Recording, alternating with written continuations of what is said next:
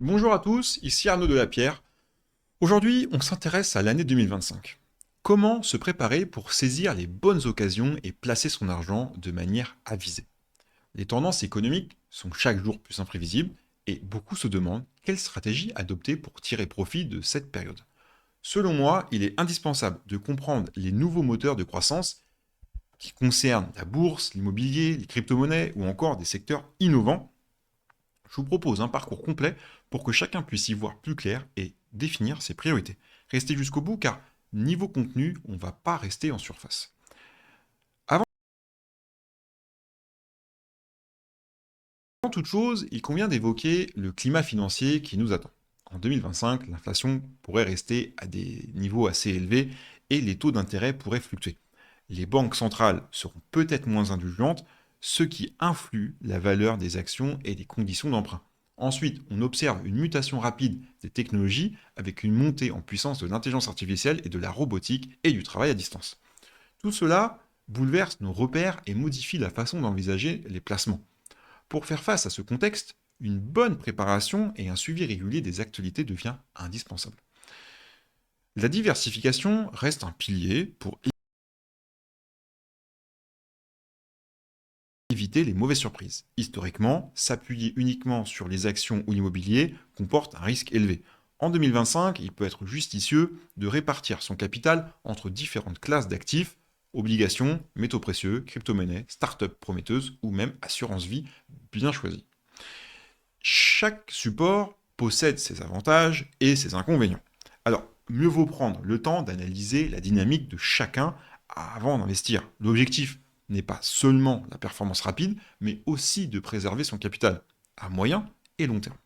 Cette approche demande un équilibre subtil et une veille constante. Je profite également de cette vidéo pour vous faire part d'une application qui s'appelle NoTrade. NoTrade, elle est gratuite, elle est sur iOS, elle est sur Android, et elle vous permet de manager des signaux de trading, aussi bien sur la bourse que les crypto-monnaies, que l'or, que des ETF et que certaines commodités.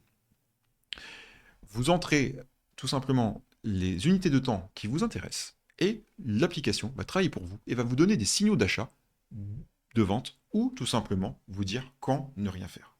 Si vous voulez gagner du temps, notre aide peut devenir un allié précieux. Revenons à nos moutons. L'immobilier demeure un pilier solide pour préserver son patrimoine. Mais en 2025, certains paramètres méritent une attention particulière.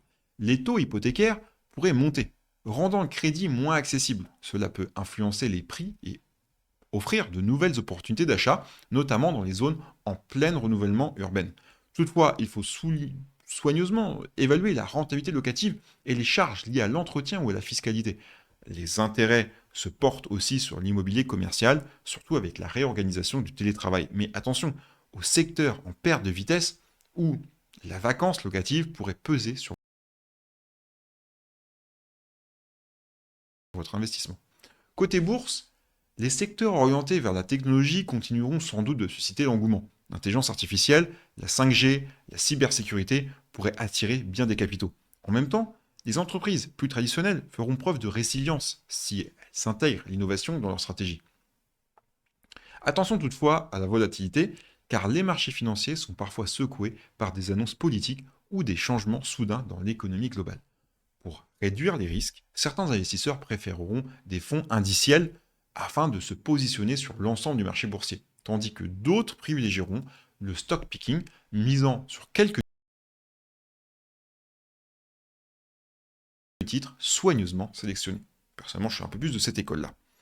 Les crypto-monnaies restent évidemment un sujet brûlant, même si le Bitcoin a déjà connu plusieurs vagues de hausse et de baisse. Certains altcoins émergent avec des projets structurés et une adoption croissante, c'est vrai.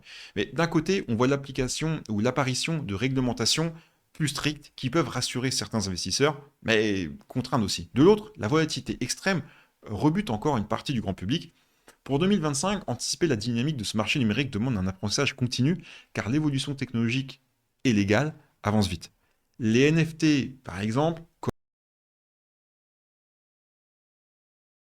commence à toucher divers secteurs comme l'art, l'immobilier virtuel ou même la billetterie, ce qui intrigue les curieux, mais les volumes sont clairement en baisse par rapport aux années précédentes. Une autre piste pour diversifier son portefeuille consiste à se pencher sur le financement participatif ou des prêts entre particuliers. Avec l'essor des plateformes spécialisées, il est possible de soutenir des projets entrepreneuriaux en échange d'un rendement potentiel. Certains préfèrent injecter des sommes dans des startups, espérant une forte croissance à moyen terme. Cette approche peut toutefois être risquée, car tout dépend de la réussite du projet et du sérieux de l'équipe en place. Avant d'investir, il convient d'étudier le modèle d'affaires, la concurrence et les perspectives économiques du secteur visé afin d'éviter les déconvenus au moment du bilan. Les métaux précieux conservent leur attrait pour ceux qui aiment les valeurs refuges. L'or en particulier a prouvé sa robustesse face aux crises et il peut servir de bouclier contre l'inflation. Argent, platine et palladium méritent aussi qu'on s'y intéresse, chacun ayant une utilité industrielle propre. Cependant, ces produits ne génèrent pas de revenus comme des dividendes ou des loyers. Donc, vaut mieux considérer comme une assurance plutôt qu'une source de gain rapide. Avant d'acheter, il faut choisir le support adapté. Lingots, pièces, ETF ou même actions de mine, en tenant compte des frais et de la liquidité. Diversifier aussi géographiquement peut également soigner l'équilibre d'un portefeuille. Certaines régions offrent des perspectives de croissance aidées par une main-d'œuvre qualifiée et une réglementation attractive.